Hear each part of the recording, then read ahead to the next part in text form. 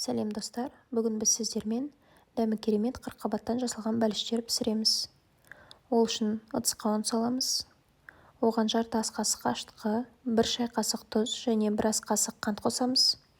Құрғақ ингредиенттерді араластырамыз. 150 мл жылы сүт, 150 мл жылы су. Қамырымызды илейміз. 2 ас қасық күнбағыс майын қосамыз. Қамырымызды илейміз. 1 сағатқа жылы жерге қоямыз.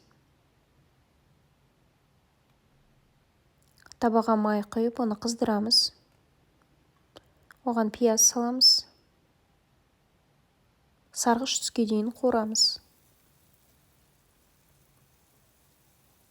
Оған 40 қабат қосамыз.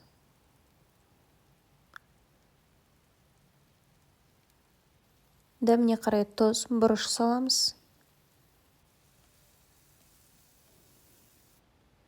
Қақпағын жауып, жай отта пісіреміз. 10-15 минутта піседі. 1 жұмыртқаны алып араластырамыз.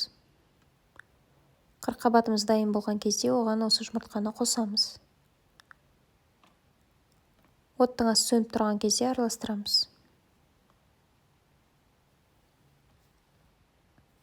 Қамырымыз көтерілді.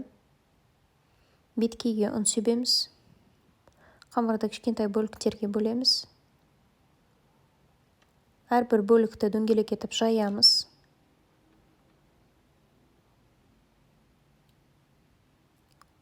Оған салмамызды саламыз. Және бәліштерді түйеміз.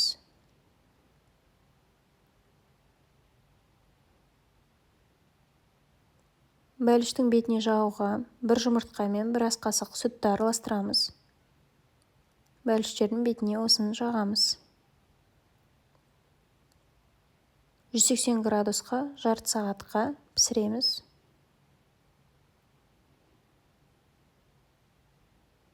Бәліштеріміз осындай сап-сары жып-жұмсақ болып шықты. Видеоны соңына дейін қарағандарыңызға рахмет. Міндетті түрде жасап көріңіздер.